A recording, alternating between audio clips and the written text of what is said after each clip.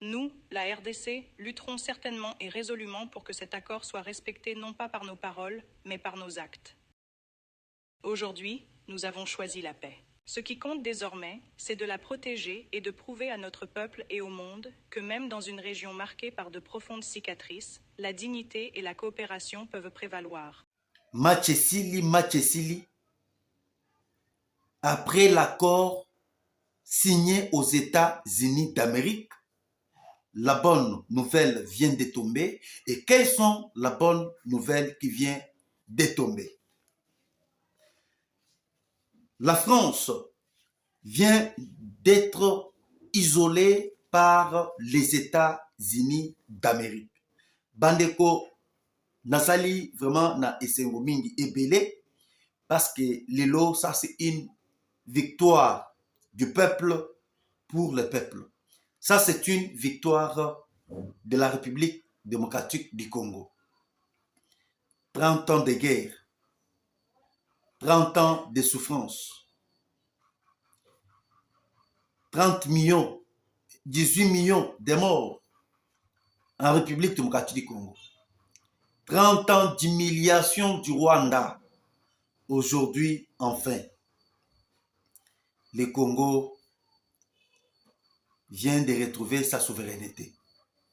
Mbote, na ba nyonso tu bazui libaku malamu ya kolanda biso na chaîne oyo ya bino ya des tata et des mamas congolais, des pères et des mères. Bandeko, je pense qu'actuellement, tout comme qu'on partager Nabino 3 sujets à l'ordre du jour. Il y a les bosso beaucoup par rapport à ce que bonne nouvelle et ouchu kukweya et ouchu na Maison Blanche. Parce que après avoir co-signé accord entre le secrétaire d'État américain, il y a États-Unis d'Amérique, ministre des Affaires étrangères, il y a RDC, na ministre des Affaires étrangères, il y a Rwanda. Bango nyonso bakendaki kokutana na Donald Trump qui est le président américain. Na bokutani na bango avec Donald Trump. Nini elekaki kuna? Quel a été le message du président américain? Quelles sont maintenant la réaction de l'administration américaine? Sur les deuxième points, donc partager Nabino pour que boyeba. Comment est-ce que la France vient d'être isolée? Actuellement, il commis Moutunion surtout a commis Koluka intérêt naé. Hein? Et toi, c'est Macron à Lobinini et la Belgique à Lobipénini à ce qui concerne cet accord qui a été signé hier aux États-Unis d'Amérique. Enfin, M. Joseph Kabila introuvable dans la ville de Bukavu. Actuellement, Kabila Azali introuvable dans la ville de Bukavu. Kabila Azali wapi ake wapi. Papa biyenga yenga. Bisoto ebisaki bino que après cet accord, bokomona comment est-ce que bato ebele bakobatama. Et bato ebele bakokima. Ebele batelemi balobi. Tozo ya na rébellion. Tozo ya na rébellion. Tozo kokoma. Na Kinshasa. Et sikoyo lelo. Machi baluki. J'ai échangé. Fachi beton. Fachi beton. Hein?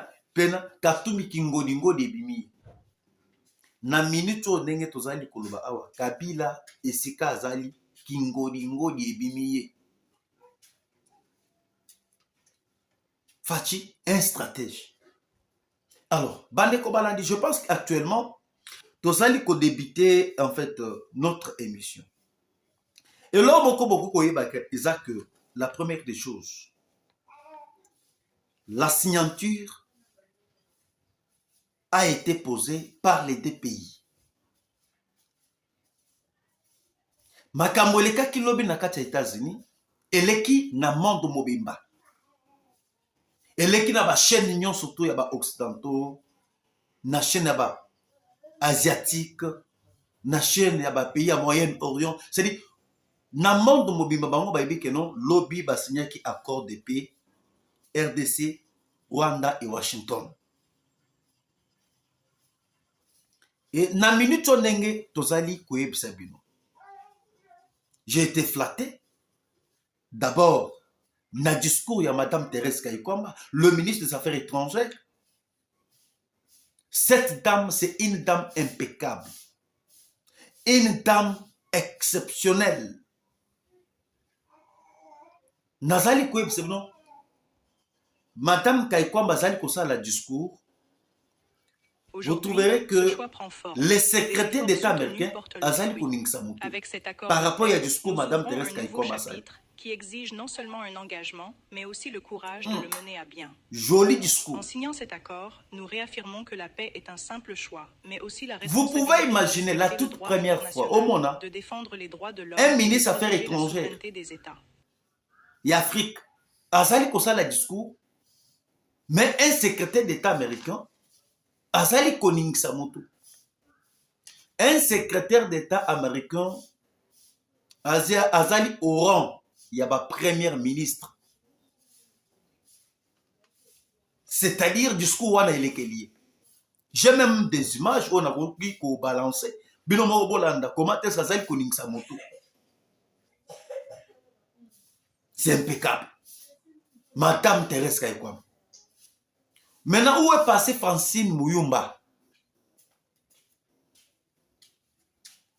Botala, c'est une femme comme elle. Oh, ça le discours aux États-Unis d'Amérique. Makamu Francine Muyumba koki kosala ya mote. Et ngala ebisa bino ke Francine Muyumba akoki kokomata na Linzaka, na songe ya Linzaka. Il y a cette dame de ministre des Affaires étrangères Thérèse Kayikwamba. Je peux vous dire, Thérèse Kayikwamba a bouleversé diplomatie ya Rwanda oyo ezalaki na racine il y a 30 ans. À détruire la diplomatie du Rwanda. Et lorsque Basilisi discours, Oyabango Bakei et pas ya M. Donald Trump. Wana nde ezalaki fin match. De tokoyebi sebino que quelles sont la bonne nouvelle oyo euti kokweya ya Donald Trump. Kuna fin match. Bakei kuna secrétaire d'État américain azalaki. Kayikwamba azalaki. Ndungirere azalaki. Et bah, lorsque ba pesi ba rapport, ndenge basalaki magam na bango, Madame Thérèse Kayikwamba avait pris la parole. Ndungirere a batami lokola mwana muke. Soki botali pe ata discours, oyo ministre Affaires étrangères ya Rwanda asalaki.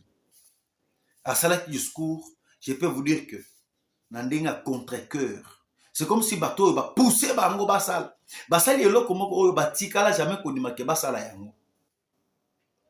Et ne s'attendait même pas qu'un jour bakufanda à la table tout signer accord aux États-Unis d'Amérique. Et Bazala qui surpris. Madame Thérèse Kayikwamba a eu parole à ABC Donald Trump a félicité pour son travail titan. Oyo Asali pour la République démocratique du Congo, un pays qui a été abandonné des années et des années, une guerre qui a duré plus de 30 ans, 18 millions de morts. Aujourd'hui, Donald Trump, avec sa volonté, il vient de mettre fin à l'insécurité à l'Est. Trump a tali Madame Thérèse Kayikwamba ningisi moto. Trump a tali Kayikwamba a ningisi moto 2 fois. C'est le président américain. Et lorsque Trump a eu parole, Donald Trump a eu parole à lobby, j'ai écouté que vous aimez trop votre pays et vous aimez beaucoup votre pays. Tant que Trump a eu parole, Azali ko féliciter Madame Thérèse Kayikwamba. J'ai écouté que vous aimez beaucoup votre pays et vous êtes bien respecté dans les salons diplomatiques.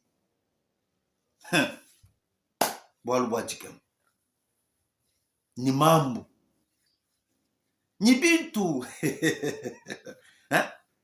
Vraiment, Nazo Koyebi, c'est que actuellement Kakame est isolé. Tshisekedi vient de prendre sa relève. Vous savez, le Congo d'aujourd'hui, le Congo a importance à Congo, l'îlote. Et le Congo a importance à Congo, même après quelques années. Le Congo a joué un rôle clé pour le positionnement dans le monde. Et aujourd'hui, Italie va décider du monde. Est-ce que le Congo a été depuis le départ de Mobutu? Le Congo a été isolé. Et que le Congo est isolé. Mais c'était le Rwanda. C'est le Rwanda qui a fait que le Congo est isolé. Maintenant, aujourd'hui, le Congo est zongi. Dans la scène diplomatique. C'est grâce à Fachi. C'est grâce à Madame Thérèse Kaikwam. Et le Trump félicite le ministre des Affaires étrangères, il y a Congo. Et là, il y a alors, Bobino Bolingimbo Kanabino, Nayoki ke Bolingimbo Kanabino Makas. C'est Trump qui parle. Mais après ma camion soit là. Trump a lobby. Personne entre vous n'est censé de défier cet accord. Na message oyo Trump a lobby, oyo a komeka ko défier cet accord. Il y aura des conséquences sur lui. Ah, Bissot Toyebi déjà. Toyebi que c'est lui qui a toujours eu l'habitude de défier, c'est le Rwanda. Le Rwanda n'a jamais respecté aucun accord. Omoni makambo yo esalemi na kati ya États-Unis. Bande konazali koyebisa bino organisation internationale nyonso to ezalaki représentée. L'Union africaine azalaki représentée par le président de la commission. Et quelques pays ezalaki représentés. Quelques organisations internationales ezalaki peut représenter. Et na minute ndenge tozali koyebisa bino awa. Boyoki un sénateur américain. Alors, dès lors, ndenge bango ba signé automatiquement entre en vigueur. Le même jour, écoute en vigueur. Et lorsque écoute en vigueur, nasali koyebisa bino que j'ai une bonne nouvelle pour vous, les peuples congolais. La bonne nouvelle est que les États-Unis d'Amérique ne reculent pas. Les États-Unis d'Amérique à Outukotinda, à peu près 1500 commandos américains. 1500 commandos américains, basali déjà na Burundi. Basali na Burundi, basali baye kosala nini. Na minute onenge tozali koyebisa bino ke mambo masobele parce que le Congo a tant souffert. Le Congo avait perdu sa valeur. Le Congo avait perdu son intégrité territoriale par la guerre rwandaise. Maintenant, aujourd'hui, avec le président Félix Tshisekedi, le Congo vient d'être sauvé. Actuellement, les États-Unis d'Amérique avaient déjà tout préparé. Asalaki déjà ma camionnonso. Les États-Unis d'Amérique actuellement atteignent 1500 commandos na kati Burundi. 1500 commandos oyo baye na kati ya Burundi baye kosala ni. 1. Objectif na bango. Ils vont traverser vers Walikale parce que Walikale hier batindaki déjà 300. Bakende vers Walikale vers Rubaya. Bazokende na mine ya Rubaya. Rubaya Lac Kivu. Lac Kivu et lac Édouard. Yango bino bobanda komona à chaque fois et à tout moment Emmanuel Macron abandaki ko bloquer. Abandaki ko bloquer accord oyo esignamé te na kati ya États-Unis d'Amérique. Parce qu'il y a des choses que ce qui est accord oyo esignamé, c'est-à-dire c'est la France qui sera isolée. C'est la France qui sera écartée.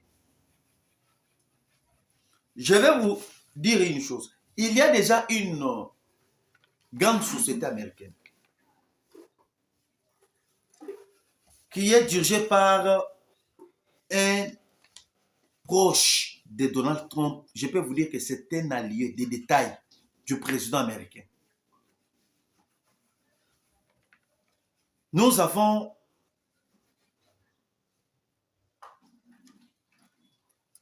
un allié de Trump. Son nom, un allié de Trump, basali déjà n'a pas pour parler. Il y a avancement, il y a négociation pour na makam oyoteli mili ya kubaya. Société Argentrie Beach, homme d'affaires texan, proche de Trump. Ils sont en train de parler pour les mines de Rubaya. Et c'est comme maintenant, les Américains, bazali koya. Maintenant, un proche, il y a Trump, azali déjà d'abord pour parler pour récupérer Rubaya. Rubaya est contrôlé par la France.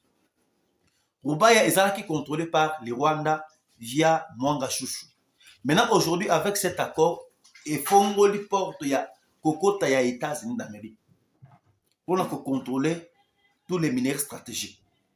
Yango biso tozali koyebisa que France amati akiti asali nyonso pona ko empêcher deal oyo pona ke asala ke makambo oyo esimba te mais Fachi a déboussolé. Fachi a déboussolé. Fachi béton.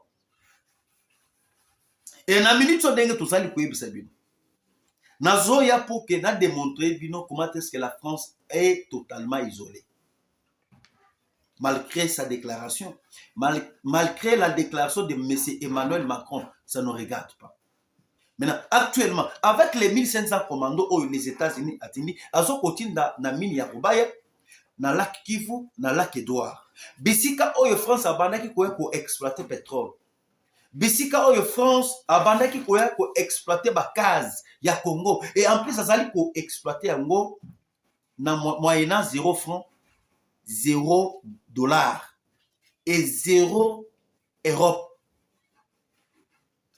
Et 0 €. Bien sûr, tous les francs comprendre. Tous les 1000 francs et dollars, c'est fini. Il y a un peu de actuellement. Les États-Unis d'Amérique viennent de s'accaparer dans le marché où France, dans l'Union européenne, qui s'accaparer dans la République démocratique du Congo. Regardez aujourd'hui, France a perdu Niger, a perdu Mali, a perdu Burkina Faso. Et si c'était que les États-Unis d'Amérique n'étaient pas prudents, il allait aussi perdre la République démocratique du Congo. Ok? Maintenant, les États-Unis ont joué avec prudence. Attendez, ce qui a l'année politique, il y a français, politique, il y a l'Union européenne. Il est à cause de la perdon. Parce qu'actuellement, troisième guerre se prépare. La troisième guerre se prépare. Dans le pays, il y a le Moyen-Orient. Les États-Unis vont risquer de perdre sa puissance. Sauf qu'à la liste, il y a la politique français. Quoi faire? Il faut maintenant anticiper de venir récupérer la RDC. Il y a un moment où les États-Unis n'ont accord à signer. Vous avez suivi comment est-ce que Donald Trump a lobby. Donald Trump a lobby sur cet accord. Il a les États-Unis à 70% des minéraux stratégiques.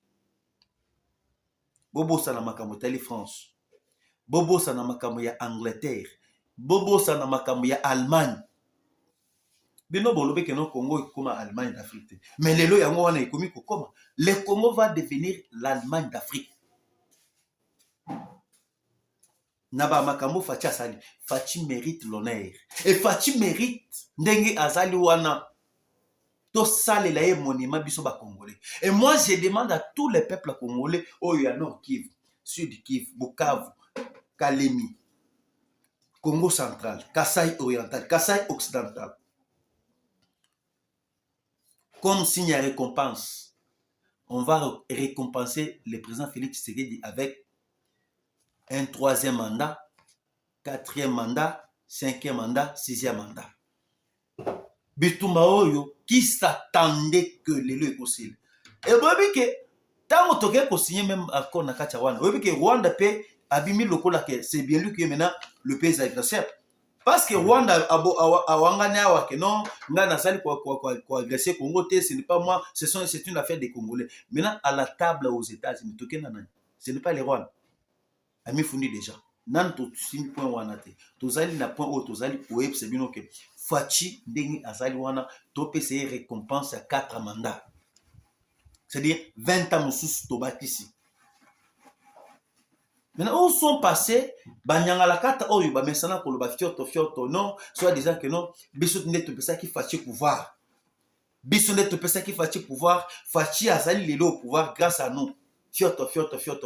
Baza wapi. Pour que ba kende ko lo appelle sous. Ba ngone ba silisi bitumba ya décennies d'années. Bitumba ya 30 ans. Oyo Mobutu atika, oyo Kabila atika. Baza wapi ba kende ko lo ba sous. Les États-Unis vont frapper.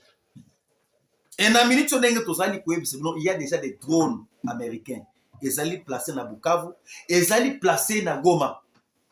Tous les 4 coins, il y a partie orientale, il y a est. Ils allaient contrôler par les Américains. Non, les États-Unis ont hors de terre pour frapper. Beaucoup de gens comment est-ce que pour frapper. Bitumba oyo batuba kofi na mboka oyo pendant 30 ans. 18 millions de morts. Mais les lois, grâce à Félix Tshisekedi, Bitumba yamwane sili. Basali partout, moyen bagolong. Basala ki Fachi, Azala Koïse, a reçu estimate, a échoué, n'enge ba on peut échouer pendant 18 ans. Et lorsque Fachi a échoué, ba on va zongeli aux affaires. Et babani ko sala discours ya populisme. Bomoni, tu ebisa kibino. Fachi a ko sala l'autre côté. Ayaki ko sa ba congolais, ayaki ko détourner kaka bambongo. Nde munoko ya bango discours na bango ezali kaka makambo oyo etali détournement. Fachi c'est un héros vivant. Maintenant, actuellement, ce que vous devrez savoir c'est que Macron a lingué à piéger Fachi. Au moins to silisi aux États-Unis. Trump a ebisi bango mibali. Oyo akoboya ko respecter accord. Conséquence et Koko Elaé. Si les Rwandais n'arrivent pas à respecter cet accord de principe, parce que l'accord auto-signé, ils allaient accord na partie ministérielle. Il y a que le même jour, il faut que Rwanda retire Batnae, le même jour, Rwanda a respecté l'intégrité territoriale. Le même jour qu'on a signé hier, ils allaient Mukolo, Oyo, ils allaient c'est bien que on va envoyer, il y a une commission de mécanismes de suivi. Commission de SINOP, commission de CONOPS, Oyo Ekoya, pour vérifier réellement M23 balongote. Parce que tu non, mais va signer pourquoi les M23 balongote. Mais commission Ekoya pour vérifier. Lorsque la commission est vérifiée que non M23 va l'ongouer, on va appliquer la méthode de guerre. Ce qui commission est vérifié que non M23 va l'ongouer, Fachi, na Paul Kagame va se retrouver aux États-Unis, va signer dernier accord officiel. Point barre. Wana tozali kouib sebino. Je ferai la toute première émission, mon émission que je dois aller faire à l'est et au Kozala na Bunagan. Et ça sera en direct. Mon colonel Kokena Bunagan, lorsque Nyangala Katwana va se retirer. Nakena Bunagan, je dois poser ma caméra. Na Bunagan, et ça sera na douane ya Bunagan. Na kosala pena bato nyonso to bamoni ke no bonagana yango oyo après bonagana je serai à Minyembwe. Après Minyembwe rendez-vous ekozala na oyo tobengi Kimirinzi, Nyanzale, Nyantede, hein? Voire même Sake, na kozala partout, na kotambola. Ya kolakisebino que le pays est libéré aux mains des ennemis. Maintenant, actuellement, la France est isolée. Dans le deuxième point, comme la France a comprendre qu'il vient de perdre ses valeurs. La France a eu tu perdre de monopole. Parce que le Congo, eza kimboka oyo, yé abanak bena ko espérer pour exploiter pétrole, pour exploiter gaz et tout comme ça. Mais actuellement, il a tout raté. Kilokoso. Kilokoso. Hein? Hein? Navi lokoso à ma belle. Fati, je ne sais pas ce que je peux dire. Fati a sauvé la République. Fati a sauvé le pays na balkanisation. Et le lot, Macron comprend que dès que Fati a eu sauvé Mboka, il faut maintenant piéger Fati. Boyoki que France a eu kotinda mukanda. Et que Fati il faut bakende na France. Na Paul Kakame Bakota Nakuna na Katia France. Moi, je dirais ça, c'est un piège. Fati n'irait pas là-bas. Et ça, les pièges attendus contre le président Félix Tshisekedi. Na minute autosali na processus aux États-Unis d'Amérique. C'est les États-Unis qui coordonnent tout. C'est les États-Unis d'Amérique qui gèrent tout. Na minute au processus, il y a Qatar, exacté. Processus, il y a Angola, exacté. Processus, il y a Lomé. Exacté. Parce que ça qui va payer en français. Maintenant, processus officiel. Et processus, il y a les États-Unis d'Amérique. Maintenant, lorsque France a compris que les États-Unis d'Amérique ont récupéré Masolo, ils cherchent maintenant à tendre piège contre le président Tshisekedi à qui la France, tant que la France, Bakutana Kakame, va dérouter, va l'obéir, va venir, va maintenant toujours pour ça, peuple congolais, pour ça Afrique. Na ba média na bango ya ba occidentaux ba robeta ba na bango ba bordure na France 24 na RFI na TV5 Monde ya koloba poete non le président Tshisekedi a accepté de négocier avec la M23 ndenge ba mesana kokosa tant que il suffit que la photo est fuitée fatia ke na France ba kota na Macron ba kota na Paul Kagame photo est fuitée bazuka kaboye ba beti makambo lokuta na ba chaîne na bango fati andimi ko négocier na ba M23 a rejeter makambo ya États-Unis attaque makambo leki kuna na France makambo mususu mais ba ko sala partout moyen ba sim sa fati touche na kati ya France et lorsque ba ko sim sa touche na kati ya France automatiquement ba zo raison directement et ça doit révolter les départements américains il y a États-Unis d'Amérique et le président américain Donald Trump va rejeter makambo est déjà basé basali. Oh, ils allaient déjà avancer avec la RDC et le Rwanda. Wana est-ce que bazongi na plan de mixage et brassage. Maintenant, actuellement, moi, je demande au président Félix Tshisekedi de ne plus tomber dans le piège oyo ya France. De ne plus tomber dans le piège oyo ya M. Emmanuel Macron. Politique en moi est comme il Fati. À déblonner pena Macron. Et l'eau que tu as la salle matin. On a dit que ça c'est une victoire. Parce que guerre, Toroki Kosala on a des volets. Mais tout ça on a des volets. Volet militaire, na volet diplomatique. Maintenant volet diplomatique, n'est pas le volet militaire. Fati est assez allongé déjà premier volet. Premier volet, c'est le volet diplomatique aux États-Unis d'Amérique. Ngana a signé, Rwanda a signé. Maintenant, Rwanda a signé tant que qui? Rwanda a signé que tant que pays agresseurs. C'est déjà une victoire diplomatique. Maintenant, aujourd'hui, si les Rwandais n'arrivent pas à obtempérer ce qu'il a signé dans les États-Unis d'Amérique, ni Nekoya, ça sera maintenant frappe. Autre frapper Rwanda. C'est bien que les Américains bazali déjà dans le Burundi. bazali na Uvira. Bobanga te. Makamo bozali comment déjà ba français bazali pour anticiper Fachi aya to fan. To sorola.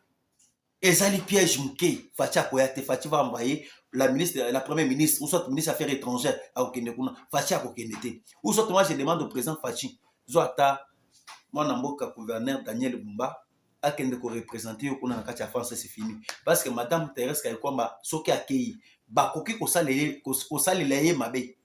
Mieux vaut il attendre ministre ata ni gouverneur Daniel Bumba na kati ya France. Maintenant actuellement vous avez suivi comment est-ce que la Belgique a félicité la France également par Emmanuel Macron. Macron a félicité parce qu'elle s'est sentie déjà isolée. Parce que à Messana Kotinda Rwanda, Rwanda a na Congo a exploité pétrole, Rwanda a na Congo a exploité gaz, a exploité or na diamant. Maintenant cette fois-ci, Rwanda a signé un accord avec le Congo, l'accord de paix. Au pays minerai à Congo il est totalement isolé par les États-Unis d'Amérique. La Belgique, selon la Belgique a salué la signature d'un accord de paix entre la RDC et le Rwanda. Aujourd'hui à Washington, félicitations aux deux pays voisins d'avoir courageusement choisi les camps de la paix. Je félicite aussi les États-Unis d'Amérique et le Qatar et après avoir pris les relais des balises jetées par l'Angola au nom de l'Union africaine. Ça, c'est la Belgique qui vient te féliciter. Dans les pays occidentaux, le seul pays où a sali déclaration sans hypocrisie est la Belgique. Mboka ya banoko na biso. Et sali déclaration. Et lorsque Belgique a sali, yoka pe Macron na hypocrisie na déclaration où ya uchi koloba. Ya ko féliciter pe République démocratique du Congo. Boyo kamakambango un hypocrite ici, Macron vient de dire. Macron lobby boy. L'accord de paix entre la RDC et le Rwanda, avec le soutien des États-Unis d'Amérique, est un pas en avant, historique après des décennies de souffrance. Il y a des décennies de souffrance. Mais Azali Kobo Sanake, souffrance oyo yaba Congolais et outil à travers M. Emmanuel Macron. Et aujourd'hui, Macron parle de la souffrance des peuples congolais. Et si vous voulez, oh, vous allez quitter. Il y a boulot ici. Le Macron a commis la souffrance des peuples congolais. Mais tu étais pour une intervention, il y a Trump. Est-ce que le Macron a commis la souffrance des peuples congolais? Les Congolais ont fait des années et des années. Jamais France a tiré la Congolais. C'est aujourd'hui que Macron comprend que les Congolais vont faire dans la partie est. Vous voyez d'abord ce qu'il dit. Bonne nouvelle pour la région des Grands Lacs. Aux Congolais et aux Rwandais, la France adresse un message d'espoir. La paix doit tenir. Ça, c'est l'hypocrisie. Hein? Ça, c'est l'hypocrisie. Au moment na Congo, avant mon toit banda koel sous na Congo, tokota la kieki. Yo stenaki Congo, yo stenaki Congo te. Moi, je demande de voir même au président de la République, au chef du gouvernement, madame la première ministre Judith Tuluka Soumino. À ce stade actuel, au Ebiso Tozali. Tolong na OIF naba enseignement baba na kotang sa bana biso kaka anglais. France a décevoir le peuple congolais. Nazo comment l'importance de ya français. Nazari comment na ya wata mukete et boka mata Congo. Comme ça anglais langue officielle. Les bateaux bazali ko sali les biso mabe ko soutenir les Rwanda pied minerai à Congo, ce sont les Français. Toyo ke la bango ba wate. Bazali na position de faiblesse, toyo ke la bango ba wate. Babotoli bango Niger. Est-ce que bongo ata ba français basali loko? Et pas baris. Babotoli bango na ni Mali. Et pas baris. Est-ce que bino boyoki ata France à Sazarde à Toboli ata Mwambanga? Mais ici chez nous au Congo, tozali ko sala comme si tozali ko limisa bango. Ce n'est pas normal. Tout le monde a OIF. Et ce qui a le Congo et l'Ongo na OIF, c'est fini. Ça sera la chute de la France. Alors, actuellement, Bandeko Balandi Boueba que Joseph Kabila azali introuvable dans la ville de Goma. Va même Bukavu. Na minute de consultation est télé. La consultation yo Américain ko lancé kuna est télé. Moi je pense que consultation na akenda ko lancé, il a consulté kaka bato a PPRD. Ba ko sabinote au société civile. Oh ba mama ya kuna. Bazali kaka bato ya PPRD. Na consultation oyo a lancé na ville ya Goma na moni une dame azali na ligue des femmes ya PPRD. Ou ya Goma ayaki. Na Bukavu na moni na jeunesse oyo awuti ko consulter dernièrement. Jeunesse wana ezali jeunesse na moni des garçons oyo que je connais très bien. Bazalaki na Maniema comme jeunesse ya PPRD na Maniema. Et les lots bazali pour se retrouver dans Bukavu. Mais bazala qui consultait pas Joseph Kabila. Kabila ne consulte pas les Congolais, ne consulte même pas des véritables sociétés civiles. Bazali ko consulter bato bazali ba membre de la famille politique oyae. Et les lots je vous confirme. Bon mona qui point de presse à lobby à Bertin Bissimo. Est-ce que bon mona qui attend Nangazalaki? C'est ce que je vous dis que non Kabila azali na ba pression. Kabila azali na ba pression moko ko sakanate. Et je vous dis clairement, bako chaye maboko. Bako chaye maboko. Et mon amour eza compliqué, makambo echangeaka. Makambo echangeaka na vie hein. Lelo na moni pena Kabila ke ko fana na sans été. Mais Kabila finga bato ya IDPS. Bato ya PPD ba finga bato ya IDPS que bazali bato ya CAZT. Maintenant lelo Kabila ke ko cha bureau na ye na CAZT. Otiki kingakati munene, otiki kasamata munene. Pona lokoso ya pouvoir, pona lokoso ya kino ngai nazala. Siko lelo otiki ba bureau ya minene, hein? Na ba condition malamu et okay ko fana na séance été, obani ko sala consultation et pas ba. Fati politique na ali kolo, fati politique na yo za likolo. Au bouger monde. Bato ebele babana ko s'attendre te. Mais décret yo bouger monde et lekeli bato ebele. Bato bazala ki pressé fati to kena na bitumba. To bunda mais fati ayebaki déjà et ayebaki oyo ye azali ko sala. Et je vous dis bitumba oyo fati a gagné yango ye moko. Fati a gagné bitumba oyo. Ye moko ni soutien ba opposant. Ni soutien militaire. Ba militaire, ba généraux, ba colonel, ba traître. Ba député, ba traître, ba sénateur, ba traître. Et Fati a bondi bitumba yemoko sans accompagnement ya monde. Et il s'est imposé lui-même. Quand ndenge yemoko a gagné bitumba oyo, na quelques accompagnement ya ba ministre des Affaires étrangères, Kaikwamba, premier ministre, na quelques ministres mususu ba aider tout comme ça, Jean-Pierre Mbemba, ba oyo mususu ba tikali wana ba fakwa ba aventurier. Et biso to senge pa tata mkozamboka ndenge o gagné bitumba oyo moko. Pas question que mon toya non, je suis allié. Pesanga poste ministériel autant. C'est à vous maintenant de nommer bato oyo moko lingi.